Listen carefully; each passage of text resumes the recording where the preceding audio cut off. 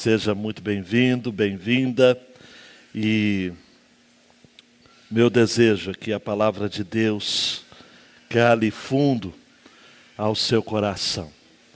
Abra sua Bíblia em Hebreus, no capítulo 13, versos de 1 a 6. Nós estamos caminhando para o fim da carta aos Hebreus. E é muito importante que você preste muita atenção nisso daqui. Há um argumento que vai se desenvolvendo, se desenrolando ao longo da carta. É uma carta que até esse capítulo não tem o formato de uma carta. Me parece que a carta aos Hebreus começa de um modo inusitado. É uma carta de exortações específicas e conclusivas.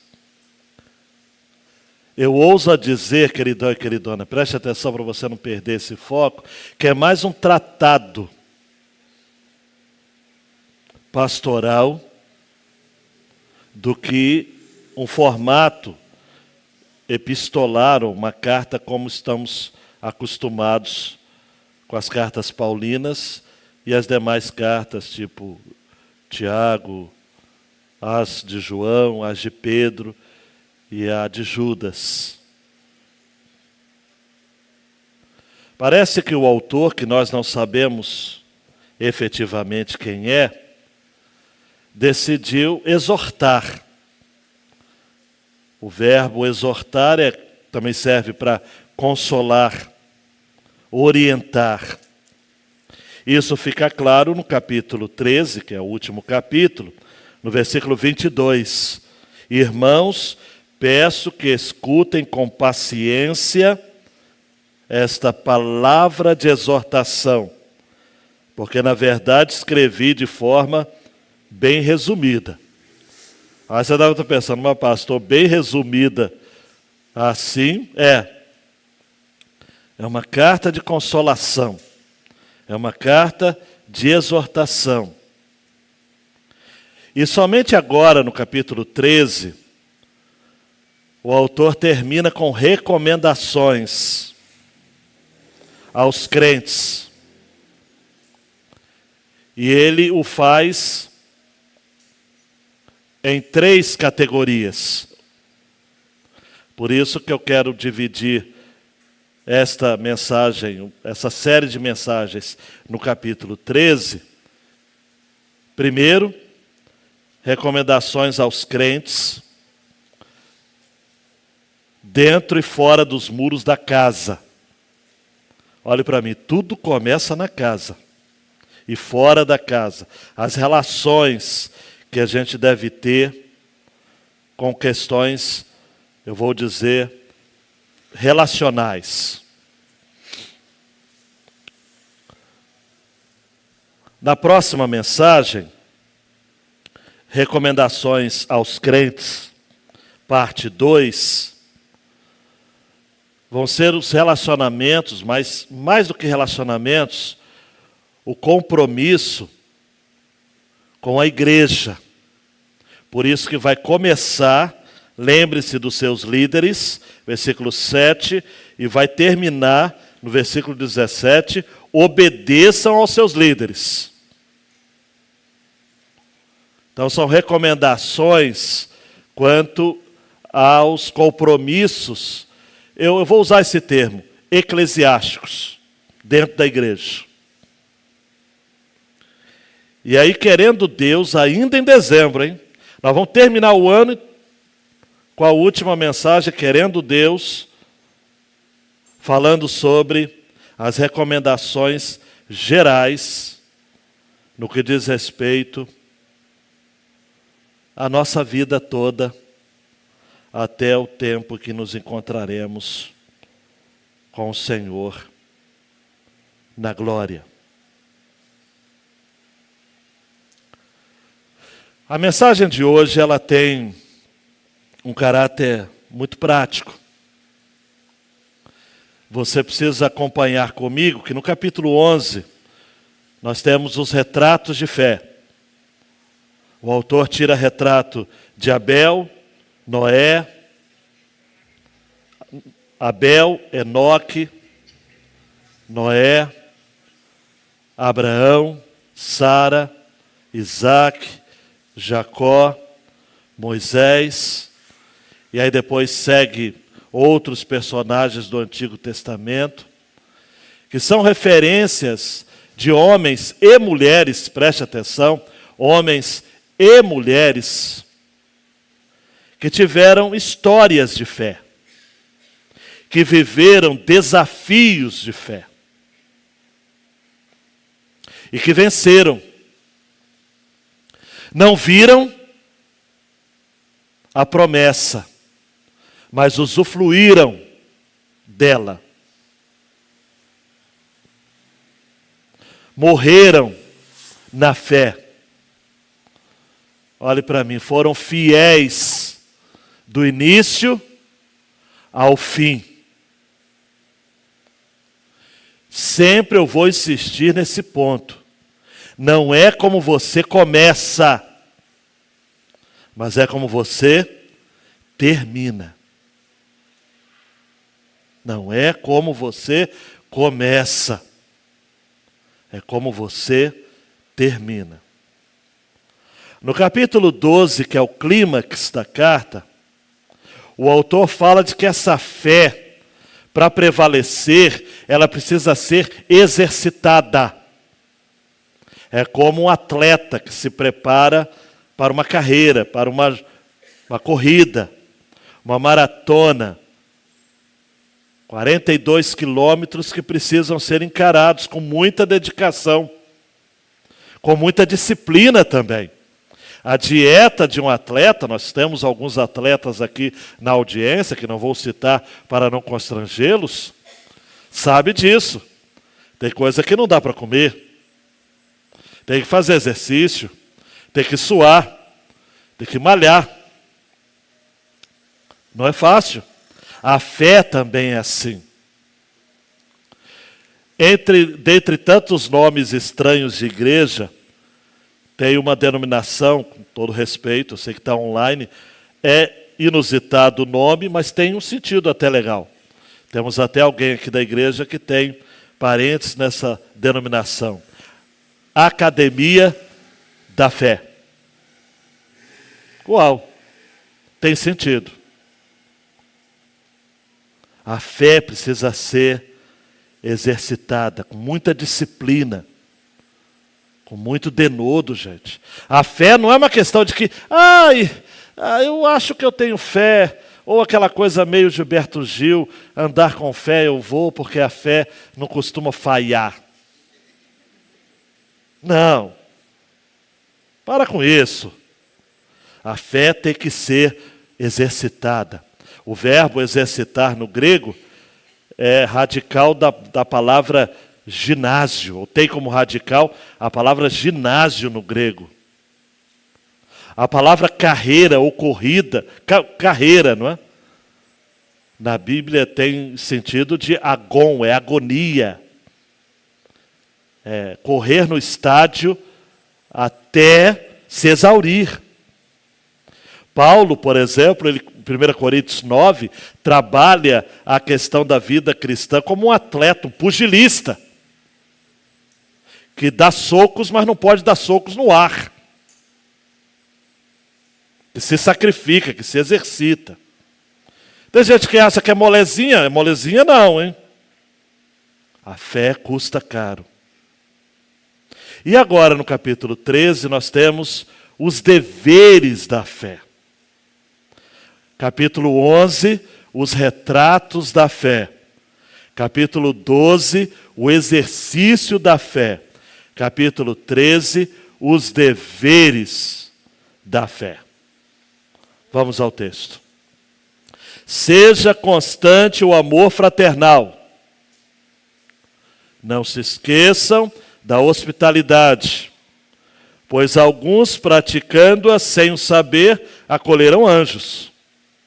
Lembre-se dos presos, como se estivessem na cadeia com eles, dos que sofrem maus tratos, como se vocês mesmos fossem os maltratados. Digno de honra entre todos seja o matrimônio, bem como o leito conjugal sem mácula, porque Deus julgará os impuros e os adúlteros. Que a vida de vocês seja isenta de avareza. Contente-se com as coisas que vocês têm, porque Deus disse: de maneira alguma deixarei você, nunca jamais o abandonarei.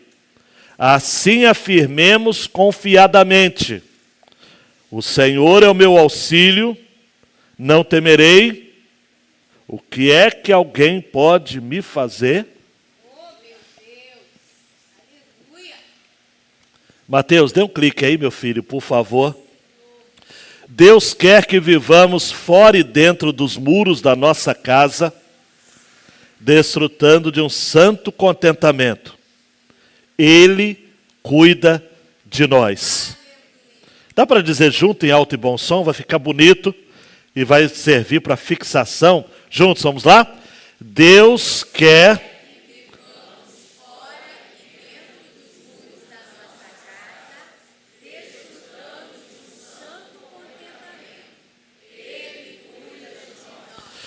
versículos 1 e 4, Deus quer que vivamos expressando amor fora e dentro dos muros da casa. E versículos 5 a 6, Deus quer que pratiquemos o contentamento, porque Cristo é suficiente para nós. Gente, amor fora e dentro dos muros da nossa casa. A expressão é: seja constante o amor fraternal. Poderia ser traduzido assim: que vocês prossigam amando os irmãos. Nesta mesma carta, no capítulo 10, atenção, versículo 24, o autor diz, Hebreus 10, 24, cuidemos também de nos animar uns aos outros no amor e na prática de boas obras. É sabido, queridão e queridona, que quem vive amando, vive melhor. Amar os de fora dos muros de casa e amar aos dentro de casa. Foi Martin Luther King que disse que nós resolveríamos muitos problemas que temos com os nossos inimigos se nós os transformássemos em amigos. Se estivéssemos dispostos a amar as pessoas que nos fazem mal, nós teríamos menos inimigos. Isso não significa que as pessoas não teriam pensamentos ruins a seu respeito, mas o seu coração não azedaria. O problema, queridão e queridona, é de que o coração ele azeda quando ele não está encharcado de amor. O falecido pastor Darcy do Zilek fez um trocadilho. Amargura. Tem gente que vive isso. Amar cura. Tem gente que precisa viver isso. Jesus, Jorge, nos ensinou a amar os nossos inimigos. Porque amar os amigos, que mérito há nisso? É igual, eu sei que tem irmãos que têm calafrios quando Jesus diz isso. Devemos emprestar sem esperar receber de volta. Porque emprestar querendo receber de volta não tem mérito nenhum. Eu sei que irmãos têm calafrios, porque já perderam livros, já perderam bens dentro de casa, talheres, tapaués e tantas outras. Eu vou devolver lá sim o seu tapaué. Ficamos então preocupados com isso. Quem ama está disposto a ver o bem-estar do outro antes do seu próprio bem-estar.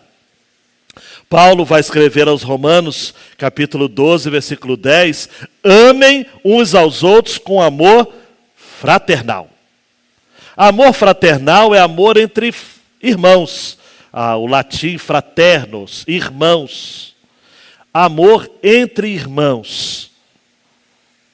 Fraternidade, do grego Filadélfia. Amor entre irmãos. Paulo, aos Tessalonicenses, 1:4:9, diz: quanto ao amor fraternal, não há necessidade que eu lhes escreva, porque vocês mesmos foram instruídos por Deus a amar uns aos outros. Queridão, queridona, você não precisa ouvir de mim nessa noite que você precisa amar uns aos outros. Deus já disse isso. Jesus disse que a marca do cristão é o amor.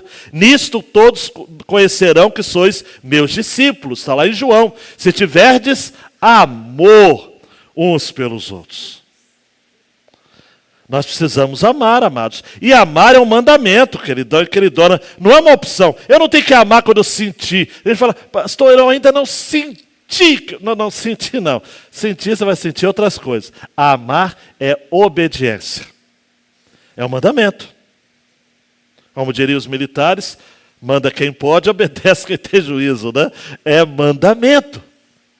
É mandamento. De tal modo, amados, que no Novo Testamento, o amor fraternal, o amor que devemos cultivar uns pelos outros como irmãos, é uma máxima. É uma máxima. Seja constante o amor fraternal. Prossigam amando. Conservem o amor. Sejam constantes. Amem hoje, amem amanhã e depois da manhã, amem também. Amem. Daí, nós temos um desdobramento prático do amor, que é a hospitalidade. Não se esqueçam da hospitalidade, pois alguns, praticando sem saber, acolheram anjos. Deixa eu falar à luz desse contexto aqui, porque eu sei que já tem gente preocupado. Pastor, mas eu vou ter que abrir a minha casa? Em certo sentido, sim. A palavra hospitalidade, no grego, é filogenia, que é o contrário, então, da pessoa que tem ódio aos diferentes, não é? Que é xenofobia, né? O filogenia é um amor para com os estrangeiros. Isso é hospitalidade. Para os cristãos do primeiro século, a hospitalidade era uma questão de sobrevivência. Porque pregadores, irmãos e irmãs, quando saíam de uma cidade para outra, não podiam ficar em hospedarias ou estalagens. Por quê? Porque as hospedarias do tempo do Império Romano eram verdadeiros antros de prostituição. Então, os cristãos ficaram sem lugar para ir. Porque ou eles iriam para lugares perto de tabernas, onde havia muita bebida, muita prostituição, e um ambiente que não era para eles, ou os irmãos da igreja recebiam nas suas casas, como cristãos, muitas vezes empobrecidos, mas recebendo uns aos outros. A hospitalidade, amados, é tão severa na Bíblia, que nós vamos encontrar desde o Antigo Testamento isso. A lei de Moisés orientava sobre o tratamento de vizinhos e estrangeiros. Os israelitas receberam ordens, preste atenção, de tratar bem os estrangeiros, até mesmo porque eles foram também estrangeiros no Egito. Está lá em Êxodo 22, 21, Levítico 19, 33 e 34. Na lei de Moisés era estabelecido que eles deveriam receber os pobres em suas próprias casas, celebrar os festivais ou as festas da Páscoa, do Pentecostes, da colheita, dos tabernáculos, recebendo os estrangeiros que vinham de fora. Muitos povos, queridão e queridona, aí da galeria, preste atenção, muitos povos fora de Israel foram severamente condenados pela falta de hospitalidade. A coisa era tão séria no Antigo Testamento, que eu não vou entrar em detalhes, que Deus estabeleceu cidades-refúgio, justamente para abrigar aqueles que eram acusados de crimes que não cometeram. Abrigo, aconchego. O próprio Senhor Jesus, a gente celebra isso todo o Natal, procurou hospitalidade em Belém e não conseguiu, a não ser lugar na estrebaria junto aos animais. Jesus mesmo contava parábolas como a do amigo importuno, né? Em Lucas capítulo 11, falando sobre a necessidade de acolher. O bom samaritano, por exemplo, em Lucas capítulo 10, é clássico. Ele não apenas atende ao miserável que havia sido assaltado, mas ele leva para uma estalagem e, olhe para mim, ele paga a diária ou as diárias.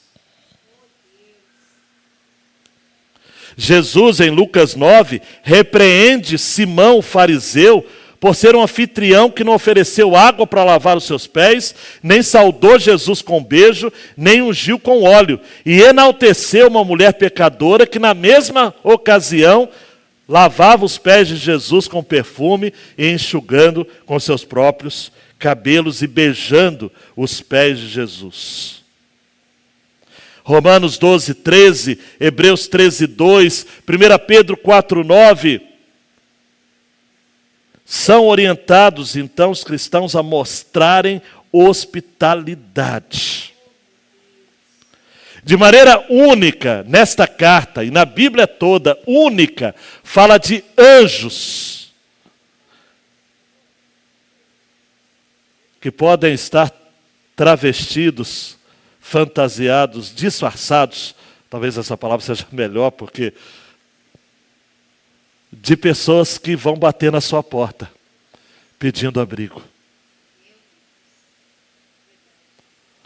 Deixa eu só abrir um parênteses aqui. Você já viveu isso? Você está na sua casa tranquilo, de repente,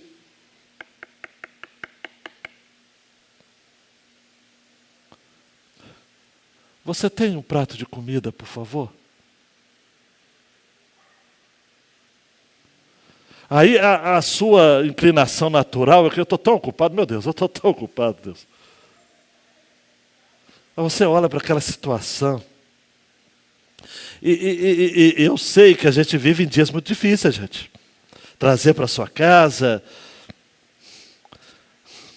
Alguns pegam aqueles potes de margarina que está guardado, fica com cuidado, com zelo. É difícil, sim. Mas como é libertador, amados, você falar, entra e come. Porque alguns, sem saber, hospedaram anjos. Não sei. Você conhece alguém que está precisando de um abrigo? Vem de uma cidade do interior, que não tem recursos e vai consultar um médico na nossa cidade.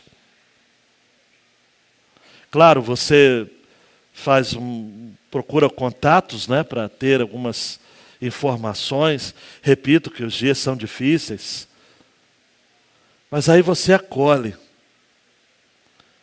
para que aquela pessoa não tenha que ficar no hospital sem um aconchego, um apoio, uma ajuda. Hospitalidade. Eu não sei, amados, a gente vive numa sociedade tão egocêntrica. A gente vive com medo de todo mundo. Mas a hospitalidade está valendo ainda, tá? Está valendo ainda. Eu tive algumas experiências, Débora e eu.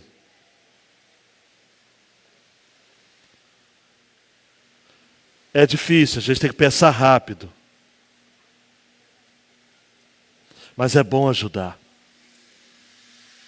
É libertador. É humano.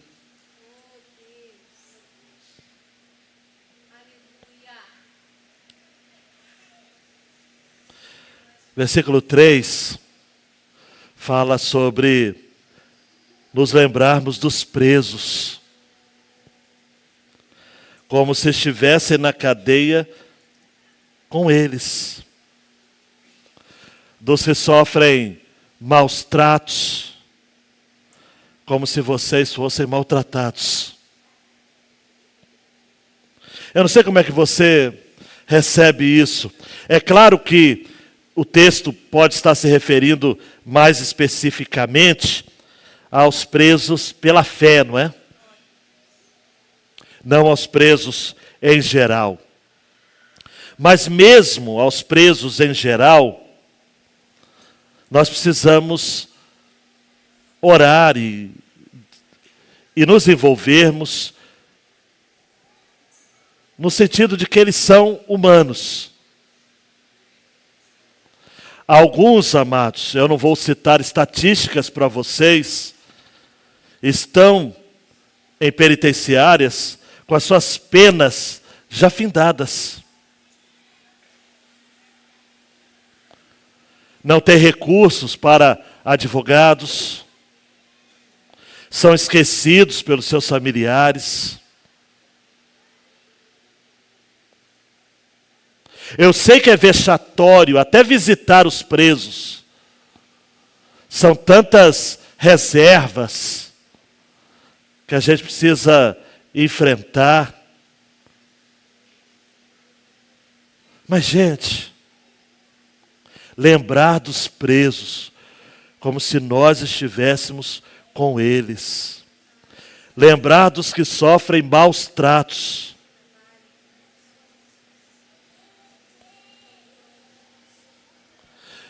Foi ontem, ou sexta, não sei, Débora e eu estávamos vendo acerca de uma organização americana que atua no estado de São Paulo para acolher mulheres que são alvo de violência doméstica.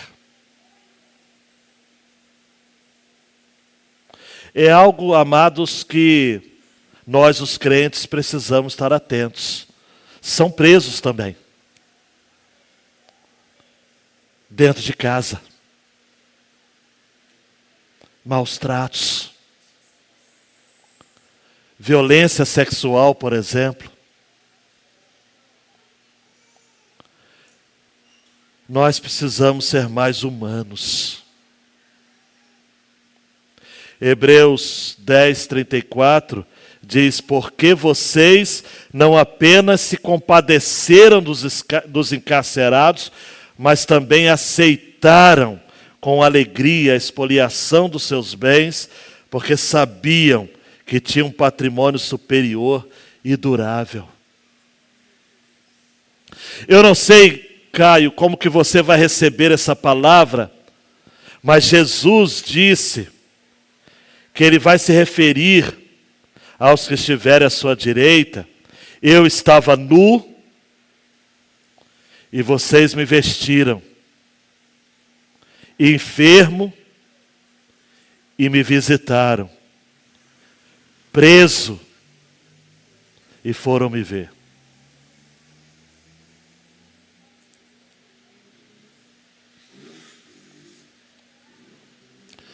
Tem crente que fala assim: eu nunca ia visitar ninguém na prisão. Pode ser meu filho, pode ser alguém querido. Mas é mandamento, amados, é recomendação aos crentes. Lembrem dos presos.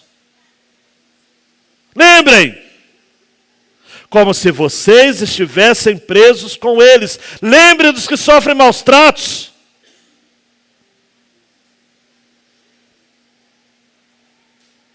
Não temos como fugir disso. Isso é para fora dos muros. Para dentro dos muros de casa, versículo 4. Digno de honra entre todos seja o matrimônio, bem como o leito conjugal sem mácula, porque Deus julgará os impuros e os adúlteros. Olhe para mim, queridão, por favor. Primeiro os fora do muro. Por que isso? Por que essa lógica? Ah, queridão. Ah, queridona, preste atenção. O crente tem que ser alguém para fora primeiro. Você precisa, não basta ser crente, tem que testemunhar que você é crente. É a mesma coisa, não basta ser bom, tem que agir com bondade. É para fora dos muros. É para fora dos muros. é amando, é sendo hospitaleiro, é lembrando dos presos, é lembrando dos maus tratos, daqueles que sofrem maus tratos. E aí o autor fala o seguinte: olha para o casamento agora. Digno de honra. Honrado. Precioso. Valioso. Estimado é o matrimônio e o leito sem mácula. Quer ver uma curiosidade bíblica aqui? Está preparado? Não há no Antigo Testamento palavra solteiro. Não há uma palavra para solteiro no Antigo Testamento. Por quê? Porque o casamento era a norma. O solteiro era alguém que estava se preparando para casar. Então o casamento sempre foi, na Bíblia, precioso. Monogâmico, é um homem casado com apenas uma mulher. Algumas vezes o homem tinha muitas concubinas, mas isso gerou muitos problemas. E Jesus vai deixar muito claro que a norma é o Gênesis. Deixará o homem seu pai e sua mãe e unir-se-á a sua mulher, não as suas mulheres. A sua mulher.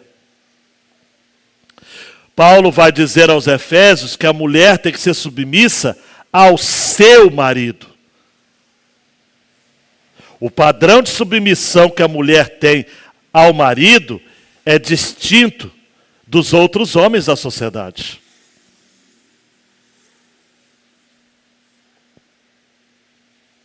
Casamento, amados, é uma bênção, mas é um desafio. Paulo disse que é mistério. Grande é esse mistério. Mas aí ele explica: eu me refiro a Cristo e à igreja. O mistério é esse: Deus não criou a união entre Cristo e a igreja conforme o padrão do casamento entre homem e mulher. É o contrário. Ele criou o casamento de um homem e uma mulher segundo o padrão de Cristo e a igreja.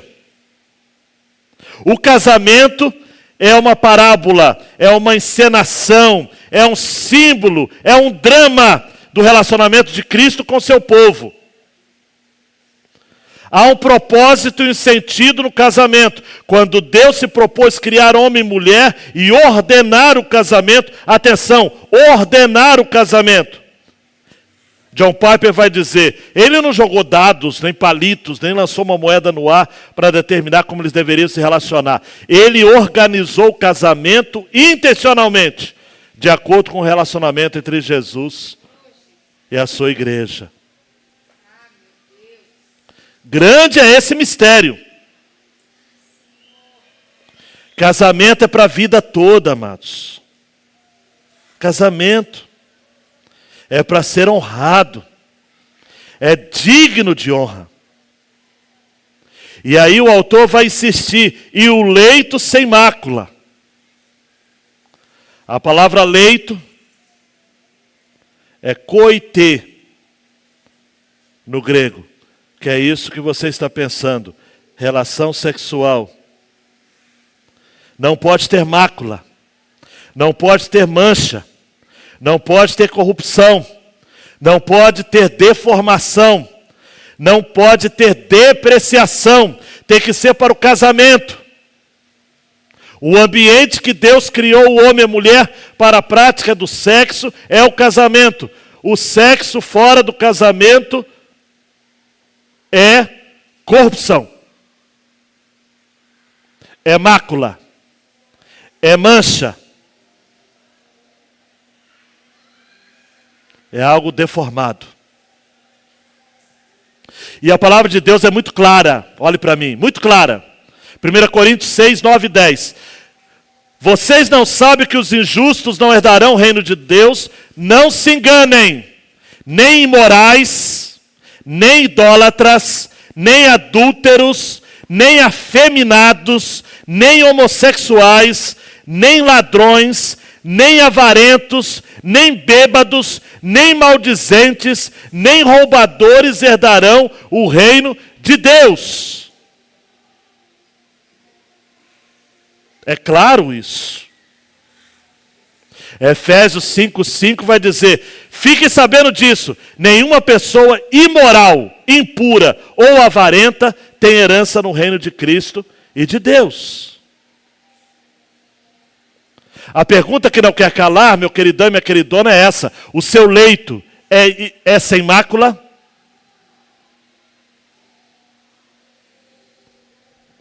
Sexo antes do casamento é mácula. Sexo fora do casamento é mácula. A ausência de sexo no casamento é mácula. Deus criou o homem e a mulher para viverem intimamente no casamento, a não ser por causa de campanhas de oração, 1 Coríntios 7, e que não pode ser muito tempo ainda, porque diz o texto: para que Satanás não vos tente pela incontinência.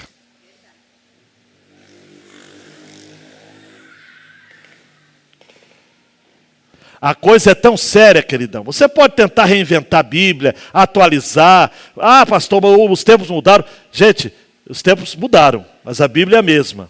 E a Bíblia diz que quem repudiar sua mulher, a não ser por causa de relações sexuais ilícitas, e casar com outra, comete adultério. E o texto diz: Deus julgará os impuros e os adúlteros. Ele julgará. Ninguém vai escapar. Se você, jovenzinho, está aqui com a sua namoradinha e você está tendo práticas sexuais, quer sejam convencionais ou não convencionais, quem ouvir sabe do que eu estou dizendo, você está em mácula, manchado, corrompido, impuro, está debaixo do julgamento de Deus. Você, meu irmão, minha irmã, casado, casada, que está flertando, quer seja de maneira virtual ou real, com alguém que não é o seu cônjuge, você está maculado, corrompido, deformado. Você é um impuro ou impura.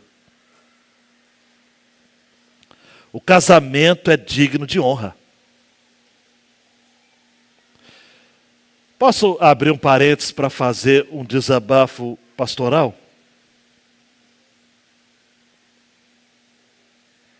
Eu estou sentindo falta dos casamentos celebrados no templo. Hoje a tirania é das festas de casamento. Pastor, vai fazer ornamentação lá, vai ter que fazer aqui, e é caro. Aí a gente começa a... Eu já celebrei casamentos, amados, que eu chego com essa minha cara estranha e a cerimonialista quer mandar em mim. Às vezes são menininhas e chegam assim: você é o pastor? Eu quase que fico com medo, porque tem mulher que dá medo. Eu falo: sou. Está aqui o programa. O senhor tem 5 minutos para começar. A sua pregação tem que ter 15 minutos. Aí, o meu jeito marins, eu lembro do meu pai não submeteria a isso nunca. Nunca, nunca, nunca, nunca. Meu pai, não.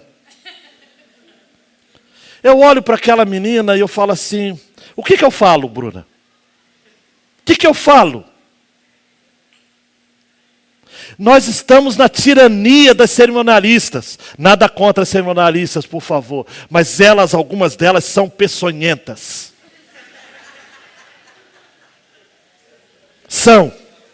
São. Você já chega para o casamento de ovelhas suas, de pessoas ligadas à igreja, você tem que mostrar a identidade, você tem que provar quem você é. Quem é você? E olha que eu chego de terno, eu chego com cara de pastor, que o pastor tem essa cara de miserável mesmo, mas não adianta. Não adianta. Quem você é? O programa está aqui. Faça isso. Faça aquilo outro. O casamento hoje virou um negócio, gente. Vou falar em inglês até. É business. É negócio. É negócio. Casamento hoje, vamos combinar uma coisa? É negócio. Mas digno entre todos é o matrimônio, gente. A gente tinha que celebrar na igreja com culto, com louvor. O Fabiano tocando, o Luiz Gustavo bonito, vestido bonito. Tem que ser assim. A festa da igreja. Paga depois o salão, faz aqui barato, que nem vou cobrar. Faz depois lá onde você quer fazer a sua festa, que faz, coloca cerimonialista lá. Mas aqui, gente, deixa o povo de Deus celebrar o seu casamento. Pelo amor de Deus. Eu já perdi essa guerra com muita gente. Mas eu quero ganhar pelo menos com os mais novos aqui. Os mais novos. Casamento, gente, deveria ser uma festa da igreja. Onde eu sei que eu não vou pregar muito. Não adianta pregar muito, porque ninguém está prestando atenção. Mas, de todo modo, a gente tem que ficar à vontade, gente, para celebrar o culto ao Senhor.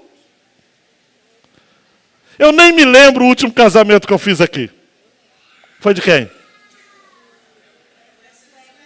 Da Sueli e do Helder. Agora eu me lembro. Foi quanto tempo isso, Helder? 2000? 2020. Foi na pandemia. Estava de máscara e tudo. Uau, meu Deus do céu. O HD agora foi atualizado. Temos 4 anos sem casamento aqui. 4 anos. Digno entre todos é o? Digno entre todos é o? Matrimônio. E por fim, eu até me delonguei nesse ponto. Vamos lá. A prática do contentamento. Que a vida de vocês seja isenta de avareza. Contente-se com as coisas que vocês têm. Isso tem a ver com casamento também. Não queira ter o casamento da princesa, se você vai casar com um sapo, né? Não tem como,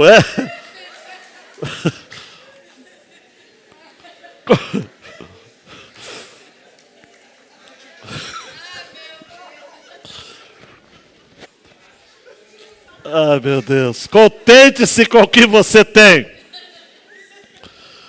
Porque Deus disse, de maneira alguma deixarei você. Nunca jamais o abandonarei. Assim afirmemos confiantemente, o Senhor é o meu auxílio, não temerei. O que é que alguém pode me fazer? Queridão, queridona, olhe para mim. Você sabe o que é avareza? É a pessoa que se apega exageradamente ao dinheiro. Isso é algo nojento. O avarento é um nojento. Provérbios 28:16 diz: o príncipe sem juízo aumenta a opressão, mas o que odeia a avareza viverá muitos anos.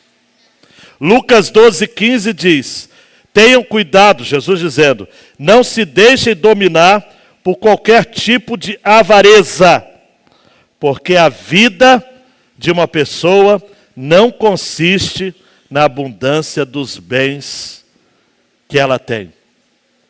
Paulo vai dizer em 1 Timóteo 6:10, porque o amor ao dinheiro é a raiz de todos os males. Você sabe o que é contentamento, amados? Contentamento, olhe para mim, por favor, aí da galeria aqui embaixo. A definição de Jeremiah Burroughs, um puritano, diz o seguinte: Contentamento cristão é aquele estado doce, interior, sereno, gracioso de espírito, que livremente se submete e se delicia na disposição sábia e paternal de Deus em toda e qualquer situação. É você ficar contente, amados. A graça de Deus faz com que você fique contente. Eu fui advertido com um artigo essa semana de que C.S. Lewis é o autor mais citado de maneira fake no mundo. Então, o conselho que a gente recebeu no artigo é sempre conferir qual livro dele está escrito. Agora, como que eu vou pesquisar em cada livro qual é a frase? Então, sempre que eu citar C.S. Lewis agora, se eu não tiver certeza do livro e da página, eu vou dizer, atribui-se a C.S. Lewis. Ele diz assim: mas quando buscamos amar a Deus e ser amados por Ele em Cristo, encontramos a felicidade, o contentamento, onde estamos com o que temos e não precisamos de mais nada. Basta. Paulo sabia o que era contentamento. Quem está vindo aos cultos de quinta vai saber disso. Ao final do livro, da carta, ele fala o seguinte, capítulo 4, versos 11 e 13. Se segurem na cadeira, hein? Digo isto, não porque esteja necessitado, porque aprendi a viver contente. Contentamento você tem que aprender, não é natural. A criança não nasce contente. Ela quer mais e mais e mais e mais e mais e mais. Aprendi a viver contente com toda e qualquer situação. Sei o que é passar necessidade e sei também o que é ter em abundância. Aprendi o segredo de toda e qualquer circunstância. Tanto de estar alimentado como de ter fome. Tanto de ter em abundância como padecer necessidade. Eu tudo posso naquele que me fortalece. Aleluia. Queridão, queridona, eu ficaria aqui horas, preste atenção, horas, citando textos que embasam o argumento de que Deus cuida da gente. Horas. Mas para eu lhes poupar disso, eu fico com Deuteronômio 31. Quando Moisés chama Josué e diz, seja forte e corajoso, porque com este povo você entrará na terra que o Senhor, sob juramento, prometeu dar a seus pais, e você osará herdá-la. O Senhor é quem irá à sua frente, Ele estará com você, não deixará, nem o abandonará. Não tenha medo, nem fique assustado. O autor aos Hebreus termina no versículo 6, citando Salmo 118, 5 e 6. Na angústia, invoquei o Senhor. E o Senhor me ouviu e me pôs a salvo. O Senhor está comigo, não temerei. O que é que alguém pode me fazer? Caminhando para o fim, Mateus, dando 2 cliques. O que a gente aprende disso tudo aqui? Primeiro, que temos de cuidar da nossa santidade pessoal, pois ela reverbera em nosso testemunho de vida dentro e fora de casa. A gente precisa colocar na nossa cabeça, queridão e queridona, de que nós precisamos ser mais crentes para fora de casa do que nós temos sido. Parece que a questão de ser crente, na cabeça de alguns, diz respeito apenas a um estilo de vida dentro da igreja, ou dentro de casa. E lá fora, a pessoa vive de qualquer jeito. Sabe, eu já estou careca de ouvir que os alunos crentes são os piores. São os mais devassos, os que contam piadas imorais e pornográficas, os que colam nas provas, os que não deixam o professor dar aula. Se ficam conversando no culto, como alguns aqui ficam, imagina na aula da tia Roberta. Não prestam atenção em nada, são briguentos, incomodam as diretoras, são cheios de direitos e direitos e direitos. Gente, e aí são capazes de depois falar o seguinte: ah, tia, a minha igreja, a sua igreja? Tem professora que tem vontade de dizer, sua igreja é isso. Você não vive aqui como crente. Você não testemunha. E no trabalho, então? Tem gente que acha que é crente, só que no trabalho, só que não. Ele frauda atestado de que está doente, para ganhar folga. Ele contrata pessoas e pede um adiantamento no salário, uma porcentagem para ele, porque ele indicou o trabalho. Ele cobra isso. Se a pessoa dá voluntariamente é outra coisa. Mas se você exige isso, é desonestidade. A pessoa, ela coloca a gente na fila, na frente dos outros. Tem gente carente, necessitado, mas coloca um crente na frente. E a pessoa ainda diz, foi bênção. Bênção de quem? De quem? Gente, se você não é crente para fora dos muros da sua casa, você está enganando a quem? A si mesmo. Tem que ter amor fraternal, tem que ser hospitaleiro, tem que parar de pleitear benefícios. Você é o primeiro a dar. Abra sua casa para os mais necessitados. Seja um ofertante generoso, caridoso. Lembrem dos presos. Valorizem o casamento.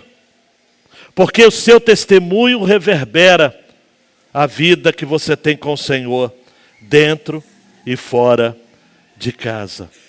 E por fim, ei Mateus, o contentamento é a chave para descansarmos na providência de um Deus que se comprometeu e não deixar nada faltar aos seus filhos e filhas.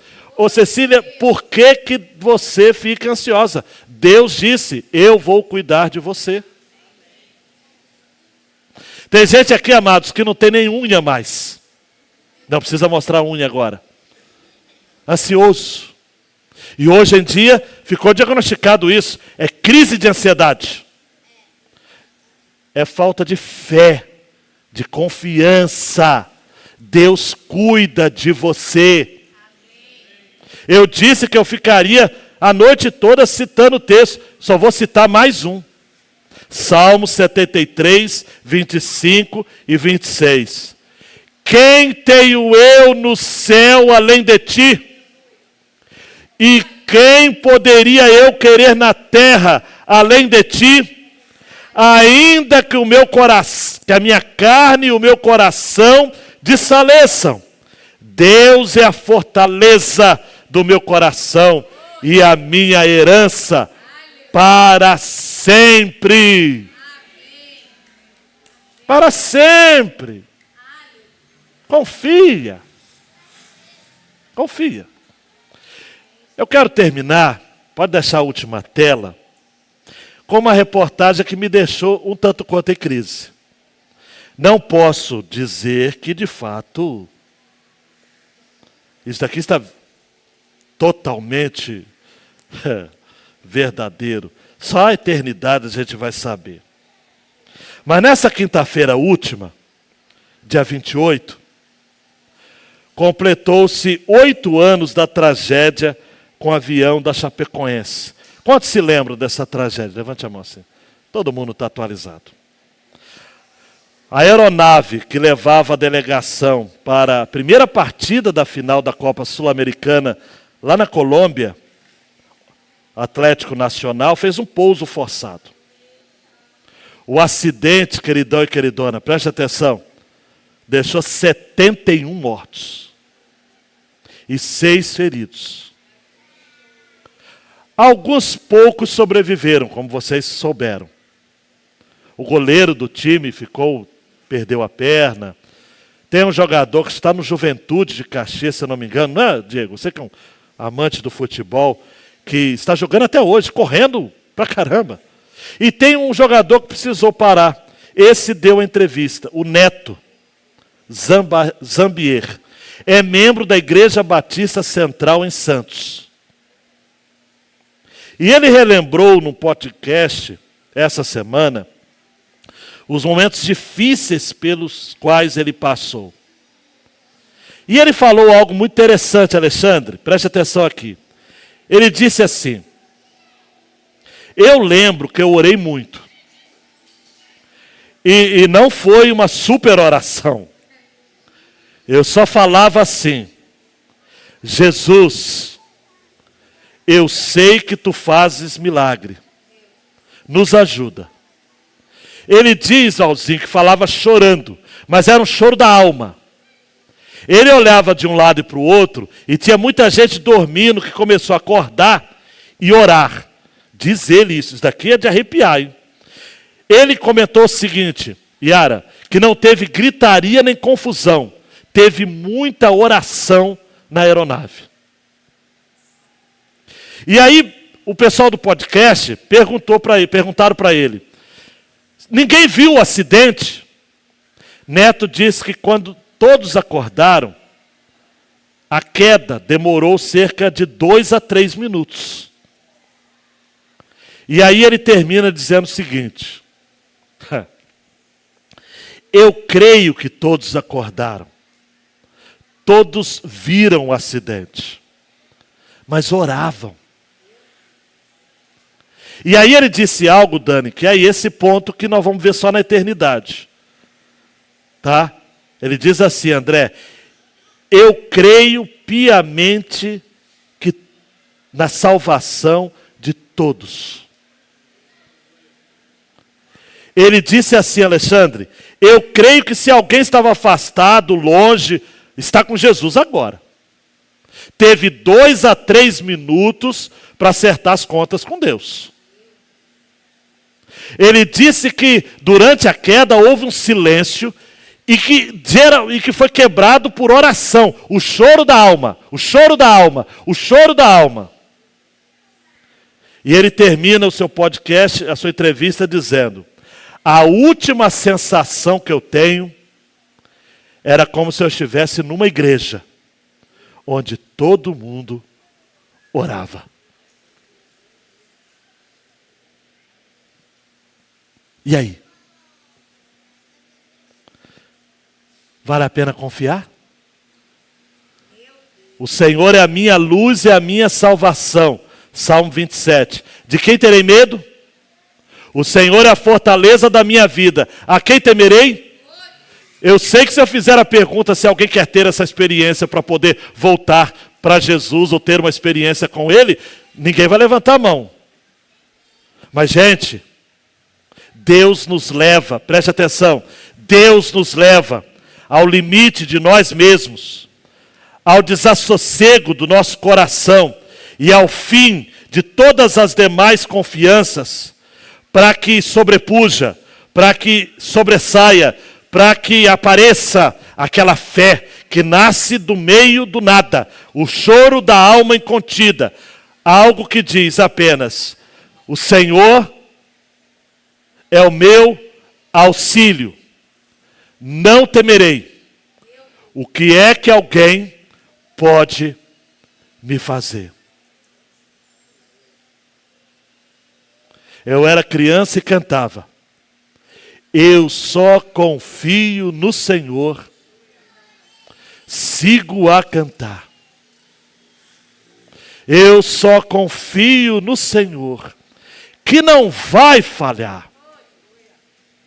Se o céu chegar a escurecer, ou o sol toldar, eu cantava quando eu era criança, eu ficava imaginando, o que é toldar, não é? É como um toldo que esconde o sol. Eu só confio no Senhor, que não vai falhar. Levante-se, queridão, levante-se, queridona. Só levanta quem confia. Só levanta quem recebeu essa mensagem. Prestou atenção nela, não ficou dividido, disperso, distraído naquilo que Deus falou. Deus falou. A necessidade de amar fora e dentro dos muros. Nós precisamos, amados, levar mais a sério isso. Ser cristão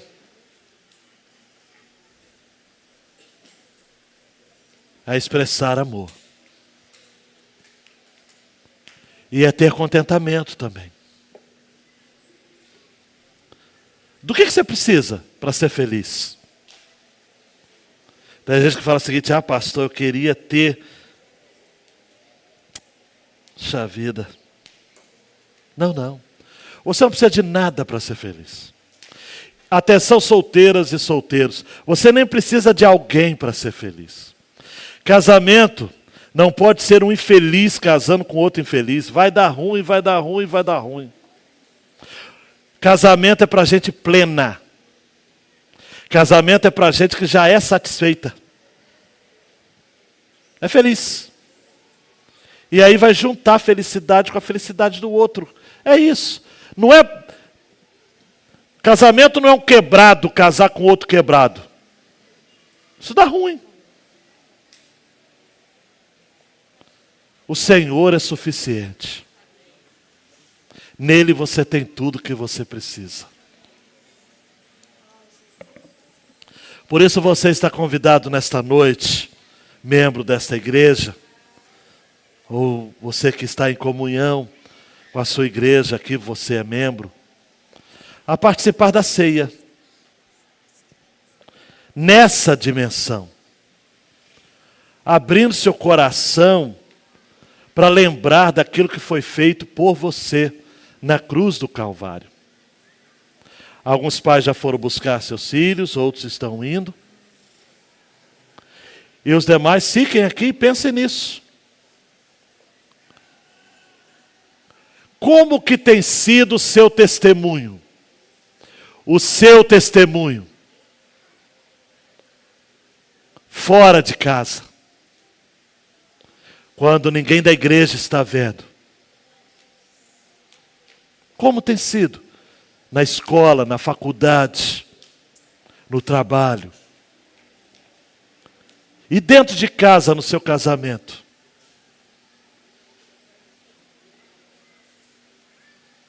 E também, junto com isso, você está contente com tudo aquilo que Deus está lhe dando? Ah, pastor, mas eu quero um pouquinho mais. Olha, esquece, tem gente que tem tudo e ao mesmo tempo é infeliz, amados. Quem tem muita coisa, está sempre querendo mais coisa. Nessa noite, o pão e o cálice representarão para a gente a obra de Jesus por nós. E Ele é tudo o que temos. E Ele é tudo o que precisamos.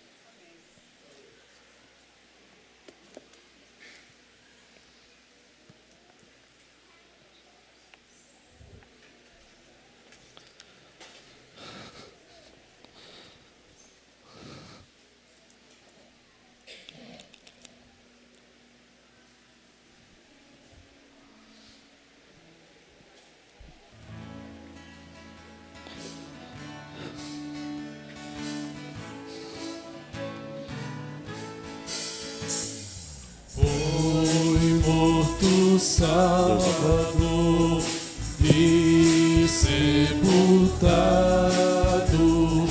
mas com poder vivo ressuscitou. Da sepultura saiu, com triunfo e glória ressurgiu. Ressurgiu vencendo a morte, seu poder pode agora todos vida conceder. Ressurgiu, ressurgiu. aleluia, ressurgiu.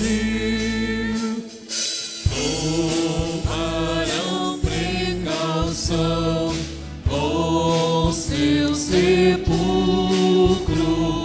mas tudo foi em vão para o reter.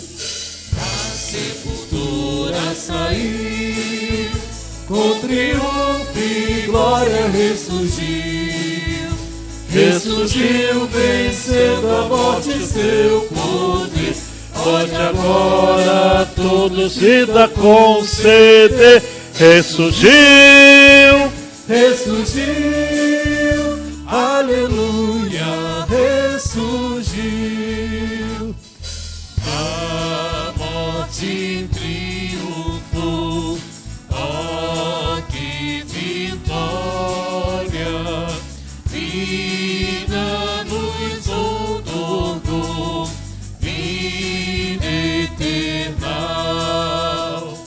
Da sepultura saiu, com triunfo e glória ressurgiu.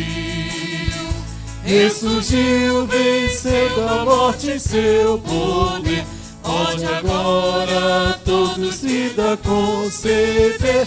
Ressurgiu, ressurgiu, aleluia, ressurgiu. Foi morto Salvador e sepultado, mas com poder vigor ressuscitou. Da sepultura saiu, com triunfo e glória ressurgiu. Ressurgiu vencendo a morte e seu poder. Pode agora todos vida conceder. Ressurgiu, ressurgiu, aleluia, ressurgiu. Tomarão precaução com seu sepulcro, mas tudo foi em vão para o reter. Da sepultura saiu, com triunfo e glória ressurgiu. Ressurgiu vencendo a morte e seu poder. Pode agora todos vida conceder. Ressurgiu, ressurgiu, aleluia, ressurgiu. aleluia, ele ressurgiu. Há alguém que é membro da igreja ou membro de alguma outra igreja evangélica, está em comunhão com a sua igreja, porventura não foi servido e deseja ser servido, fique com a sua mão levantada lá de cima. Tem alguém levantando a mão ali? Está de brincadeira, né? Meu Deus do céu, hein? Coisa séria. Alguém está levantando a mão aqui, lá em cima. Vamos lá. Todos foram servidos, servidas. Aleluia.